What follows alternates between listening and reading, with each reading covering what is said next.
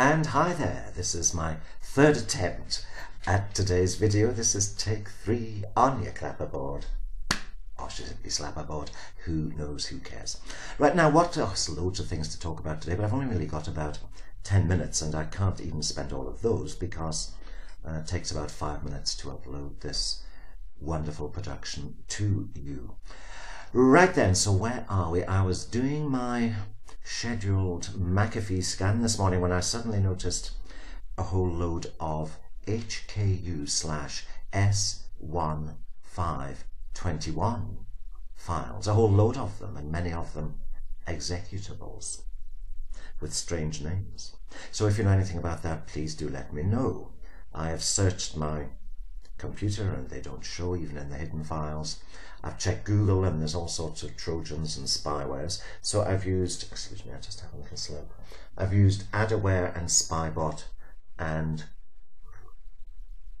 they might just have been most recently used things, but they look pretty suspicious to me. But I know nothing, nada, about registries or anything else. It's all just a big mystery. Now, Zoe is having a morning off today. She's having a little snooze through there, so there's just you and me. I might not know much about computer registries, but I know plenty about advertising. Now, have you seen the new Marks and Spencer's ad featuring Twiggy? I'm almost certain it is Leslie Hornby, as she probably calls herself now, and Shirley Bassey, of all people. I was chatting to Dave the writer in the Regent yesterday. We did have one too many pint, but it was his fault. And sorry, Dave. Yes, but yes. Anyway, there we were chatting away, and I said to him, Marks and Spencer probably cater for the mature woman. I think the teeny boppers, dolly birds, are well catered for in other shops. So is the idea that by having Twiggy, the 60s model, on, who must be about 60 now. I mean, she can't be much more than a year or so away from my own age. But she only looks about 35. Obviously, she's, had lots of work done, obviously. But are the people supposed to get the impression that by buying Marks and Spencer clothes, they will somehow change from 60 to 35? If so, they're bigger mugs than even I am. And that. Okay, advertising, it pays to advertise, I guess. I really can't be hypocritical when I have adverts on my own site now, but they are, as you know, just to cover the very large expense of, we're talking 30, 40, 50 pound a month to host a site as big and as busy as this one. So do click away, never feel ashamed. You don't have to buy the thing, just click and hold for 20 seconds and send a little chocolate egg to Peter. Right, now the next part of today's production show even is to go through your kind comments. Let's think of it as right to reply. Davy Man, I wrote yesterday about scrabbling in the ceiling, a scrabbling noise which Zoe identified. Well, not identified, but kind of pointed out where it is. And what Davy said was, scrabbling in the ceiling could be mice. I had them, very annoying. Get the traps out and don't be surprised if it's a rat.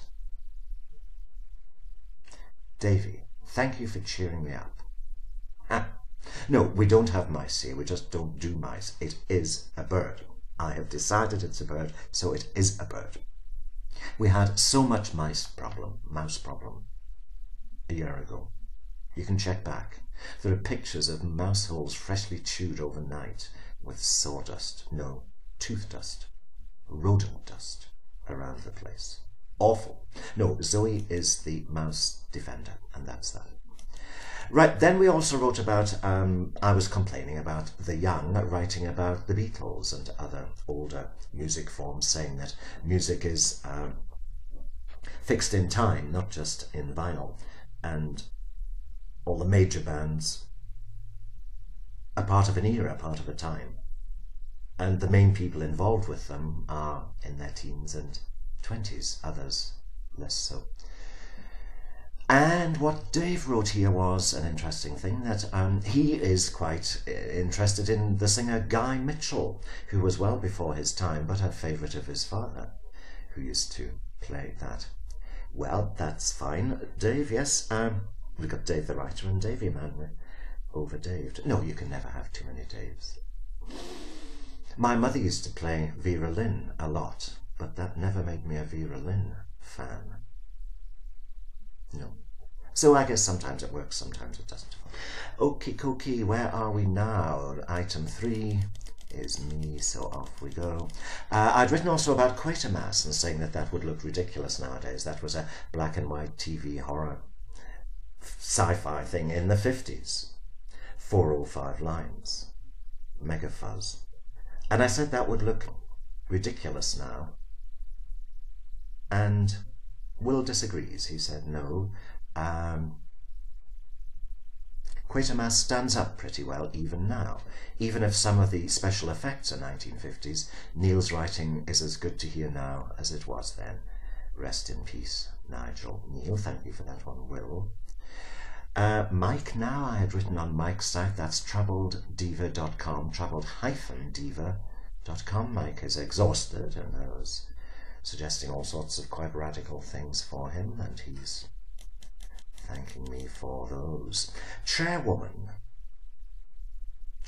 of the board.blogspot.com. Quatermass was terrifying when I was young, but does anybody out there remember The Strange World of Planet X? This was so frightening that not only was there a warning before it, but my mother made me leave the room, as the one time I saw a scary episode, I was frightened to go to sleep. No, I don't remember that, darling, so next. I do remember sitting on the settee for 3 hours before Quatermass started in whole-body tremors, shaking the settee so much. That was how frightening Quatermass was. I was about 6. Oh God, that was scary. There in your living room. It was like having an X movie which we were never allowed to see as kids, but suddenly there. Right now, I'd also mentioned somewhere about the Hall of Fame program last night, which I slept through by virtue of too many sherries. Well, I didn't sleep through, I didn't even put it on. Anyway, I missed Dusty getting inducted. But it will be on again, Dusty Springfield. I'm sure it'll be on again. It'll repeat and repeat. What Alan of, oh God, I've forgotten Alan's name. No, I haven't forgotten his name, Alan Sharp. I've forgotten the name of his site. Random Burblings. Yes, we're not totally brain dead. Random Burblings on my sidebar. The Hall of Fame thing, says Alan, is just an excuse for a television program. It isn't anything any proper music lover should worry about.